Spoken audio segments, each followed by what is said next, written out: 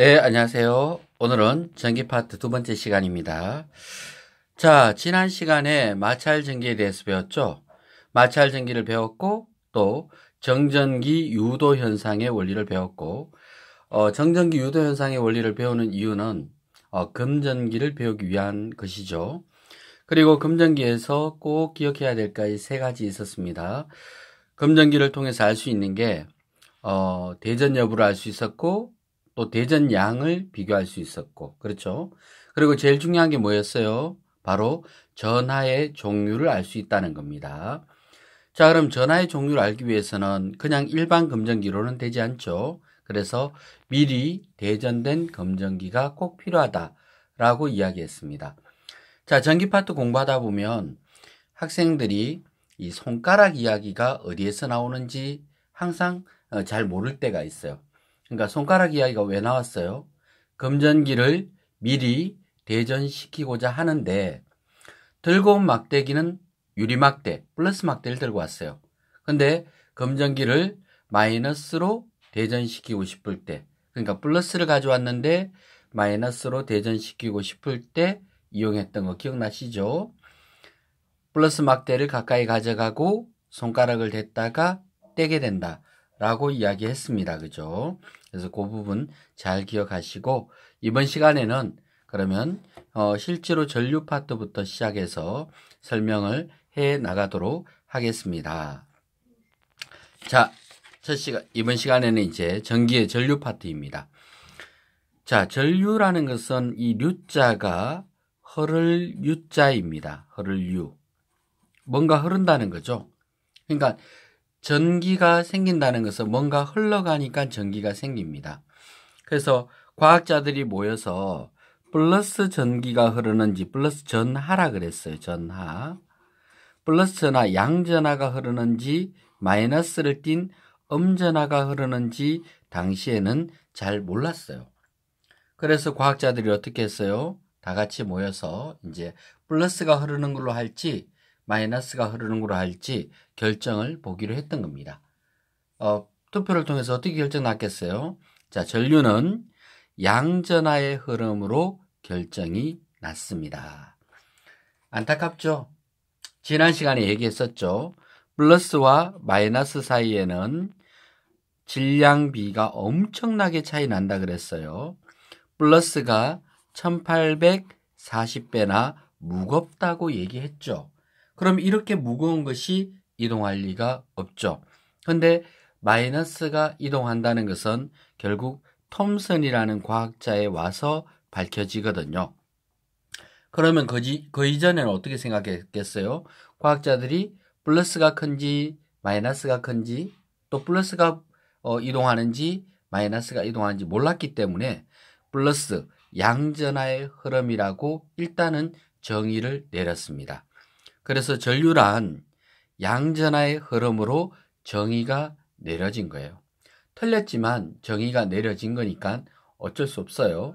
그래서 과학 파트에서는 양전하니까 무슨 극을 향해 이동하겠어요? 당연히 마이너스 극을 향해서 이동하겠죠. 그래서 전류는 플러스 극에서 나와서 무슨 극? 마이너스 극으로 이동하는 것을 전류의 방향이라고 합니다. 그에 비해서 전자의 이동 방향, 그러니까 톰슨이 실제로 움직이는 것을 마이너스 전자인 것을 밝혀내고 나서는 전자의 이동 방향이라고 새로운 또 정의를 내리게 됩니다. 그래서 전자의 이동 방향은 마이너스에서 무슨 극? 플러스로 이동을 하게 됩니다. 물론 전류의 방향과 또 전자의 이동 방향, 이 두 가지 중에 실제로 맞는 거는 전자의 이동 방향이겠죠. 그런데 왜 전류의 방향을 많이 사용하느냐 하면 모든 이 전기 공식들이 바로 이 전류의 방향에 입각해서 이미 공식을 정해 놓았기 때문에 전 세계에 깔려 있는 이 공식을 바꿀 수는 없는 겁니다. 그렇죠? 그래서 틀렸지만 그대로 사용을 할 수밖에 없습니다.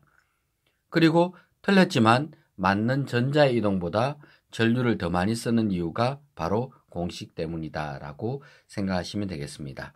자, 전류는 하여튼 뭔가 흘러요. 그죠? 흐르는 겁니다.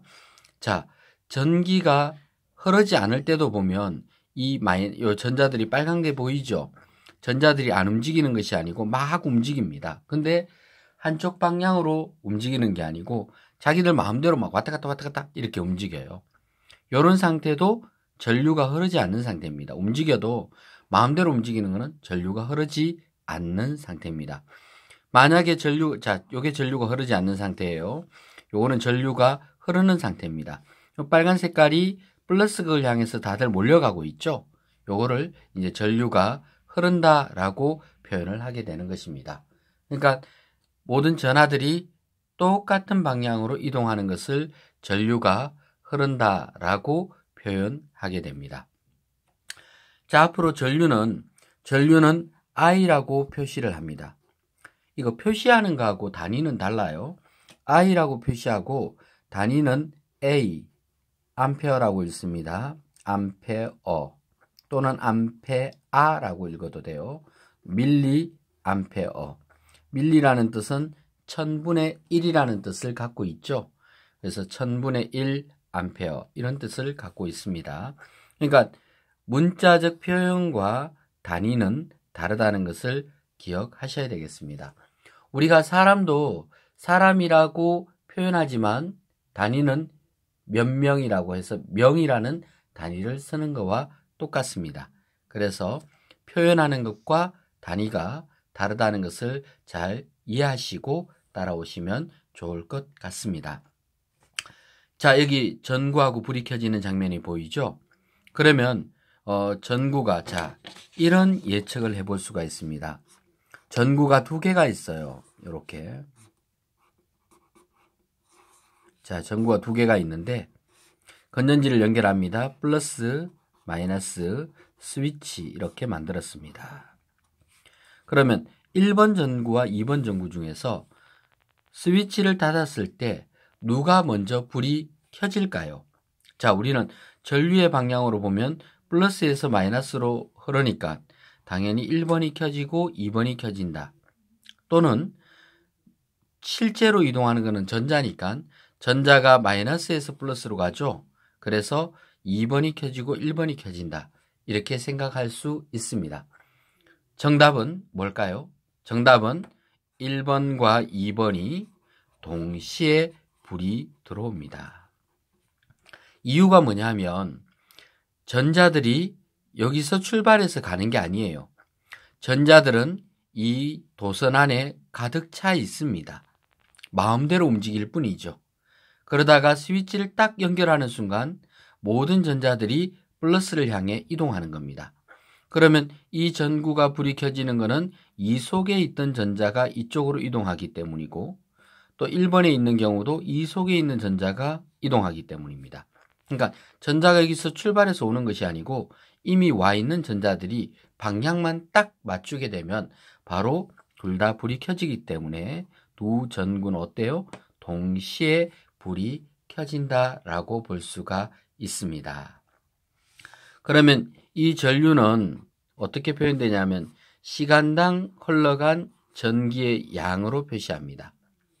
1초 동안에 1쿨롬, 1초 동안에 1쿨롬이 흐를 때를 전류 세기를 1암페어라고 표시하기로 합니다. 사실은 이 공식도 굉장히 복잡하고요. 시험에서 많이 출제됐었는데 요즘은 어려워서 그런지 이 파트가 빠졌어요. 그래서 내용이 많이 쉬워졌습니다. 다행이라고도 생각할 수가 있겠죠. 그렇죠. 그러니까 중학교 3학년 과정에서 이렇게 좀 쉬워졌어요. 그죠? 자, 그 다음에 전지, 저항, 전구, 스위치, 전류계, 전압계 이런 기호들은 이제 표시하는 걸 외우면 되겠죠. 조금 전에 전지할 때 보면 선생님이 긴 게 플러스, 가늘고 긴게 된 게 플러스고 짧고 굵은 게 마이너스입니다. 이렇게. 근데 실제로 건전지 생긴 모양은 어때요? 톡 튀어나온 부분이 플러스인 거 아시죠? 그리고 판판한 부분이 마이너스입니다. 그러니까 짧게 톡 튀어나온 부분이 오히려 길게 표시되고 이 부분 마이너스가 이렇게 짧고 굵게 표시가 됩니다. 자, 그러면 이 전류 파트에서 전류는 전류계를 사용해서 흐르는 양을 측정해 보는 전류계 사용법에 대해서 나오게 됩니다. 그리고 전하량 보존의 법칙도 나오게 되는데요. 그러면 제가 전하량 보존의 법칙에 대해서 먼저 설명을 드리도록 하겠습니다. 자, 전류는 흐르는 거기 때문에 흐르는 양은 변하지 않습니다. 불이 켜진다고 해서 전류의 양이 줄어드는 건 아닙니다. 만약에 1A가 흘러 들어갔으면 전구에 불을 켜도 또 1A가 흘러나옵니다. 또 이 전구를 켜도 또 똑같이 1A가 흘러나옵니다. 그래서 I1이나 I2나 I3나 흘러가는 양은 전부 다 어떻다? 똑같다라고 생각하시면 되겠습니다. 병렬 연결은요. 자, 일직선으로 연결하는 것을 직렬 연결이라 그러고 오다가 두 갈래로 갈라지는 경우를 병렬 연결이라고 하죠. 자, 흘러들어오는 양이 5A가 흘러들어왔어요. 그리고 위쪽으로 1A가 흘러갔습니다. 그럼 상식으로도 생각할 수 있죠? 당연히 아래쪽으로 몇 A가 왔겠어요? 4A가 내려오게 되겠죠. 그러면 이 1A와 4A가 다시 합쳐지면서 이곳에는 몇 A가 흐르겠어요? 네, 맞습니다. 5A의 전류가 흐르게 되겠죠. 자, 이 병렬 연결에서 제가 조금 더 어렵게 설명해 보도록 하겠습니다. 뭐 어렵게 설명한다기보다 어려운 문제를 내보도록 하겠습니다. 자, 이렇게 있습니다. 만약에 3A라는 전류가 흘러왔는데 위쪽으로 500mA가 흘렀습니다. 그러면 아래쪽에는 몇 A의 전류가 흐를까요? 라는 문제입니다. 여기서 중요한 거는 500mA를 암페어로 바꿔야 되겠죠. 밀리는 조금 전에 선생님이 1000분의 1이라고 했습니다. 그래서 계산을 하면 500 곱하기 밀리라는 말 대신에 1000분의 1을 사용하고 암페어라고 쓰게 되면 바로 0.5A가 됩니다. 500mA는 0.5A입니다. 꼭 기억하시기 바랍니다. 자, 500mA는 방금 0.5A라고 했죠. 그러면 50mA는 얼마일까요? 당연히 0.05A라고 할 수 있습니다. 자, 그러면 3A에서 0.5A가 위로 지나갔으니까 당연히 아래쪽으로 얼마가 흘러오겠어요? 2.5A. 설마 이거 3 빼기 0.5 이거 또 해줘야 되는 거 아니죠? 당황스럽습니다. 그런 거 해달라고 하면. 그렇죠. 이렇게 계산을 하시면 될 것 같습니다. 그리고 전류계의 연결 방법과 전류계의 사용 방법에 대해서 설명하도록 하겠습니다. 자, 전류 파트가 지금 이제 많이 전개되었죠. 그래서 내용이 많이 설명이 되고 있는데, 자, 전류 파트까지 하고 또 잠깐 쉬도록 하겠습니다. 전류계 사용법은 전류계는 반드시 회로에 직렬로 연결해야 됩니다. 왜냐하면 자, 한번 보세요. 전구가 있습니다. 그리고 건전지가 플러스 마이너스가 있습니다. 스위치가 옆에 있어요. 그러면 전류계는 이렇게 직렬로 연결을 합니다. 그리고 전류계니까 암페어 A라고 표시를 할게요. 건전지를 사용했으니까 직류 전류계를 쓰겠습니다. 이게 일직선으로 된 거는 직류 전류계고요. 꼬부랑하게 생긴 거는 교류 전류계 되겠습니다. 설마 직류와 교류 구분 못하는 사람 없겠죠? 있을라는가? 직류는 건전지에서 나오는 전기를 직류라고 하고요. 벽에 왜 그 돼지 콧구멍처럼 생긴 애 있죠? 가정에서 사용하는 애. 여기서 나오는 전기를 우리는 교류 전기라고 얘기합니다. 그러면 가정에서 사용하는 교류 전기에 연결했을 때는 전류계도 교류 전류계를 쓰셔야 됩니다. 건전지를 사용할 때는 직류 전류계를 쓰시면 됩니다. 자, 전류계는 일단 무슨 연결? 직렬 연결하시면 됩니다. 그리고 플러스 쪽에 당연히 플러스 단자. 플러스 단자는 빨간 색깔로 생겼어요. 빨간색 플러스 단자에 연결하시면 되고 마이너스 쪽에는 마이너스를 연결하면 됩니다. 그런데 문제는요. 이 마이너스 단자가 까만색이나 파란색으로 이렇게 그려져 있습니다. 근데 단자가 한 개가 아니고 세 개로 되어져 있습니다. 그러면 얘는 어떻게 하면 될까요? 라는 생각이 들겠죠. 그렇죠. 그래서 전류계의 숫자를 보게 되면 50mA, 500mA, 5A라고 적혀 있습니다. 그러면 50mA가 숫자가 제일 작죠. 0.05A니까 500mA는 0.5A입니다. 자, 그러면 마이너스를 5A에 연결하게 되면 5A까지 측정이 가능하고요. 500mA에 연결하게 되면 0.5A까지 측정이 가능합니다. 50mA는 당연히 0.05A가 측정이 가능하죠. 만약에 내가 측정하고 싶은 것이 300mA다. 그러면 당연히 500mA에 연결하는 것이 좋겠죠. 너무 큰 곳에 연결하면 정밀도가 딱 떨어져요. 그죠? 그러니까 적당한 곳에 연결해야 됩니다. 근데 만약에 내가 측정하는 것이 550mA다. 그러면 500mA를 넘잖아요. 그죠? 그럼 여기서는 안 돼요. 좀 떨어지더라도 5A 쪽에 연결을 해서 하는 것이 맞습니다. 근데 내가 측정하고자 하는 전류량이 얼마인지 모를 때, 그럴 때는 일단 큰 것부터 연결해 봅니다. 큰 거를 연결해서 바늘이 너무 조금 움직이면 그 다음 거, 또 너무 조금 움직이면 그 다음 거 순서로 연결하는 것이 연결 방법으로 맞습니다. 그래서 큰 값으로부터 적은 값으로 가면서 나에게 맞는 값을 알아내는 것이 맞다라고 생각이 됩니다. 그리고 측정값을 절대 넘어서는 안 됩니다. 그리고 전류계에서는 가장 중요한 것이 있습니다. 만약에 전류계는 이렇게 전구와 또는 저항 이런 것들과 함께 연결을 해야 됩니다. 그런데 만약에 전류계를 건전지에 혼자서 아무도 없이 건전지에 혼자서 직접 연결하면 절대 안 됩니다.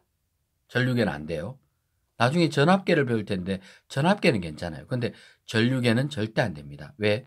너무 많은 전류가 흘러서 이 전류계 5A 이상 돼버리면 전류계가 측정할 수도 없지만 또 고장이 날 수 있겠죠. 그래서 절대로 그렇게 연결하시면 안 됩니다. 아시겠죠? 자, 그래서 마지막으로 전류계의 눈금 잃는 것을 보도록 하겠습니다. 자, 전류계의 눈금이 0이 있고 이쪽에는 5가 적혀 있고 자, 숫자가 1, 2, 3, 4, 5 이렇게 적혀 있어요. 그러면 저희가 5A 연결했을 때는 당연히 1, 2, 3, 4, 5를 읽으시면 되겠죠. 눈금이 이렇게 연결되어 있으면 3A라고 읽으시면 되겠습니다. 그런데 만약에 내가 연결했는 것이 500mA 연결했으면 눈금 숫자가 달라집니다. 똑같은 바늘이 가리키더라도 내가 연결한 곳이 500mA 연결했으면 당연히 이 100단위를 보셔야 돼요. 300mA다 이렇게 읽으셔야 됩니다. 만약에 50mA 연결했으면 똑같은 바늘이라도 얼마겠어요? 30mA라고 읽으시는 것이 맞습니다. 자, 전류계 파트에서 중요한 건 뭐냐면 전류는 흘러가는 양이라고 했죠. 그래서 전하량 보존의 법칙도 나왔습니다. 그죠?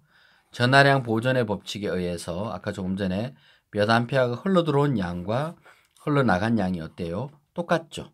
그래서 4암페어가 들어오고 위로 1암페어가 갔으면 아래쪽으로 3암페어가 흘러가야 들어온 양과 나간 양이 요 지점에서 봤을 때 똑같다라는 것입니다. 이것을 전하량 보존의 법칙이라고 얘기합니다. 그리고 전류계는 건전지에 직접 연결하면 절대 안 됩니다. 그리고 직렬로 연결해야 되고 플러스는 플러스 단자에 플러스 단자는 빨간색이에요. 마이너스는 마이너스 단자에 파란색이나 까만색입니다. 근데 마이너스 단자는 잘 모를 때는 큰 값부터 이렇게 아래로 내려오면서 연결을 해야 된다라고 했습니다. 자, 여러분들 오늘 전류 파트에 대해서 배워봤는데 전기 파트는 또 이 내용을 다 배우고 나서는 나중에 또 계산 문제가 나오고 그래요. 그래서 조금 힘이 듭니다. 여러분들도 열심히 따라오시기 바라겠습니다. 감사합니다.